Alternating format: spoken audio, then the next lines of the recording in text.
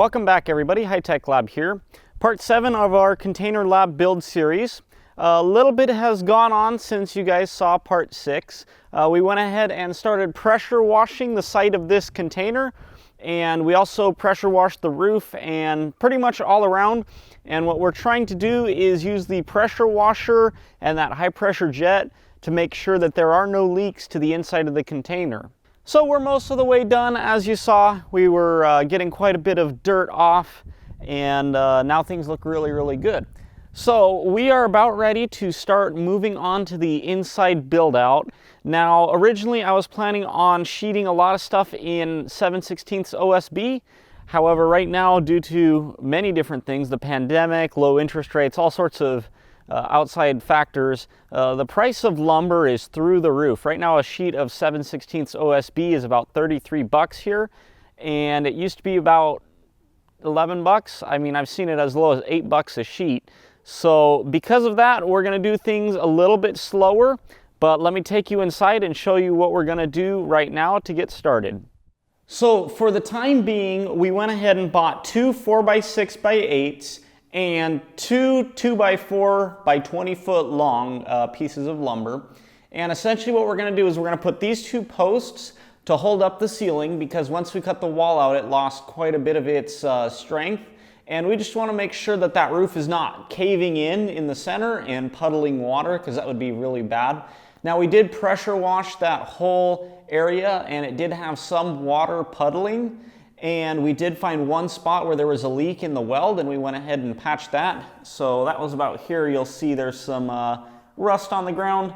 No biggie, it's all fixed now.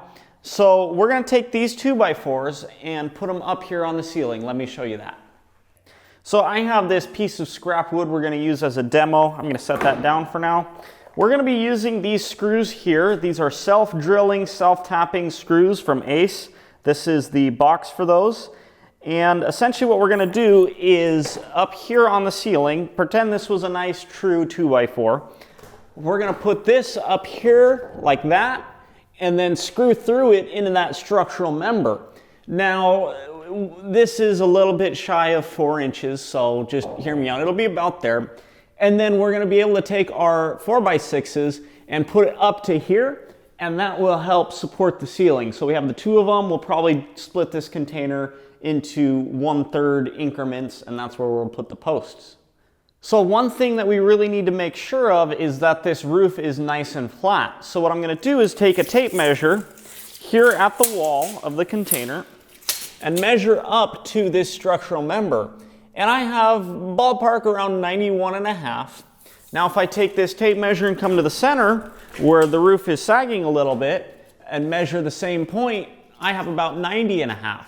So the roof is sagging down about 1 inch, which isn't all that bad, but we definitely want to make sure we're cutting our supports to accommodate for that so that it can push the roof back up. Now you may be wondering what we're going to be using to actually push the roof up, and I'll show you over here. We have this hydraulic transmission lift, and this only goes up to about here. So we have some cinder blocks stacked on it, and we can pump the pedal, and this will go up all the way to the ceiling, and we can then use this to push the ceiling up and then put our columns underneath.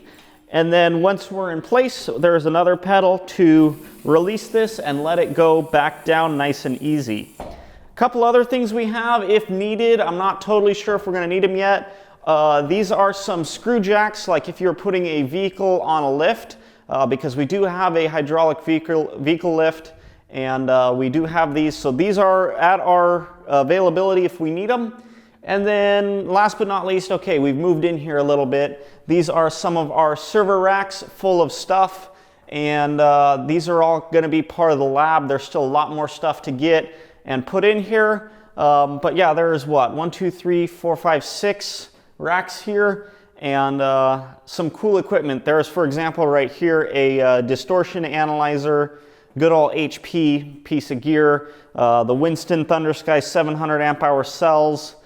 There's countless inverters. There's a 12 volt inverter there, 2000 watts. There's a 3000 watt 12 volt, a 24 volt, 3600 watt inverter. Down here in this other cabinet is a 12 kilowatt, 48 volt inverter. So kind of a storage for now of our stuff for the lab. There's also an auto transformer, a variac, bus bars, all sorts of stuff. So this is going to be really exciting to start getting things moved in and make use of this place.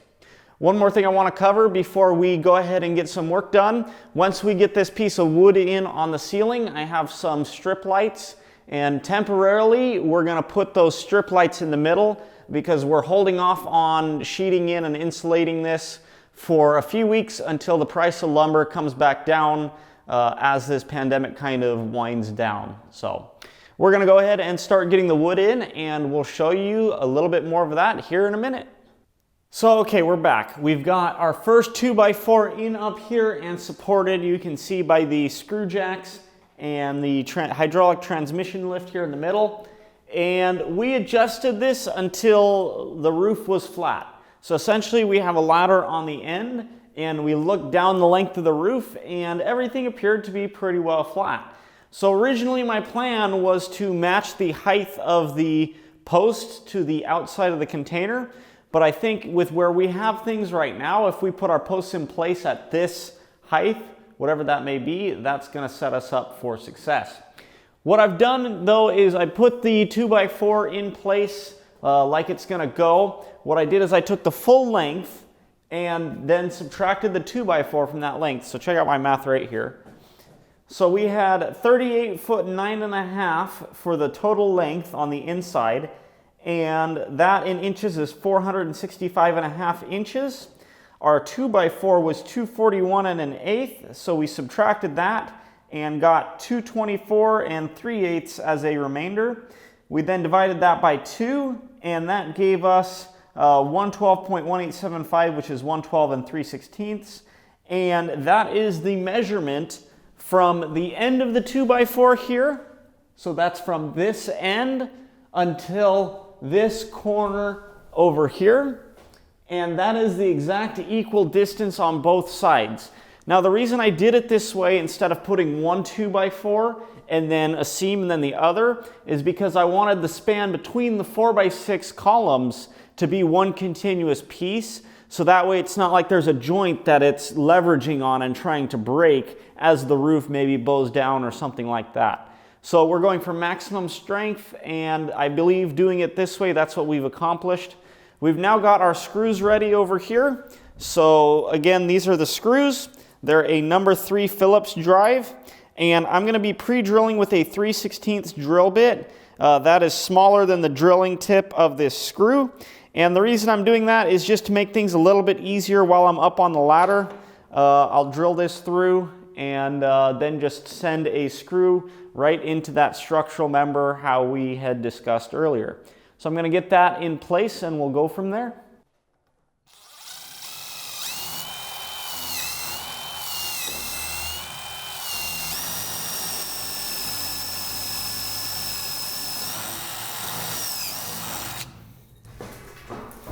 And we've got water.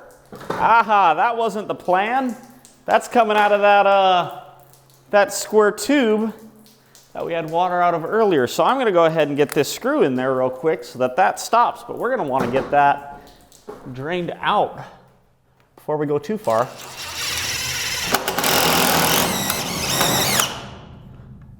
Okay, and just like that, the screw is in. And we use countersunk heads on purpose. That way, once we start framing in the ceiling, we can still have our 2x4s coming out of here and whatnot. Now, this is going to be somewhat temporary. When we do finally frame in the ceiling, we're actually going to have to pull this piece down. We're going to have to screw in or nail in our 2x4s that will be making up the ceiling, and then we'll put up the whole entire ceiling structure as one. So we're going to repeat this along the length of this 2x4 now.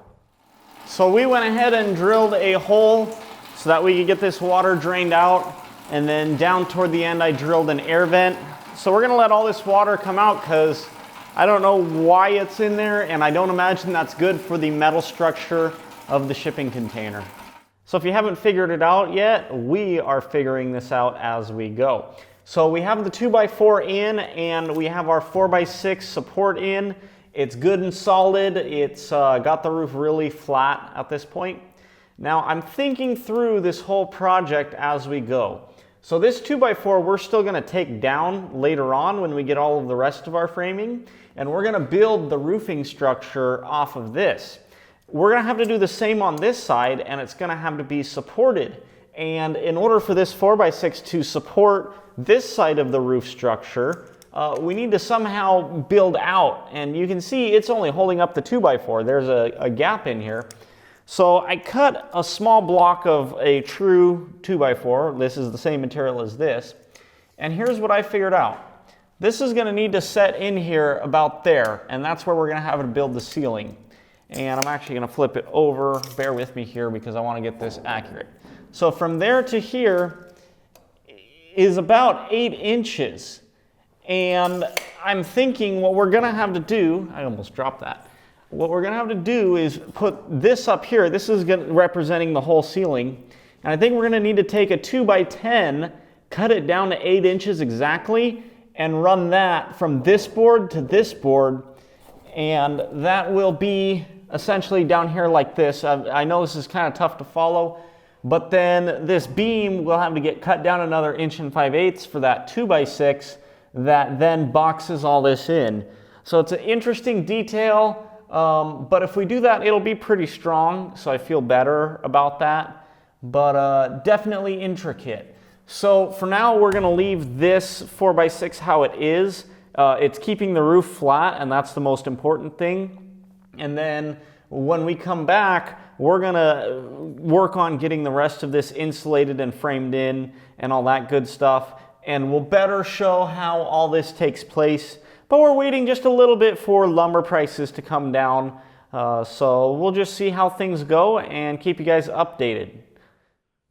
So the other thing was there was a bunch of water coming out of that structural member. We've got our bucket here. Looks like it's got about maybe 2.5 gallons in there. And it's actually really clear water. So where that came from, I have no idea. Jarrett's theory is it's a hydronic cooling and heating loop that then goes through to the ground, and it's geothermal, and it's like the air conditioning and the corrugations on the ceilings help with airflow and all that good stuff. But I think there's just water in there. Not so sure he's right on that. But anyway, that's it for today's episode. If you enjoyed this video, leave a thumbs up. If you're enjoying the series, leave it 2 thumbs up. And if you're not already, subscribe to the channel and comment down below any questions or suggestions you may have. Hope to see you guys in the next video, and have a great day. Bye now.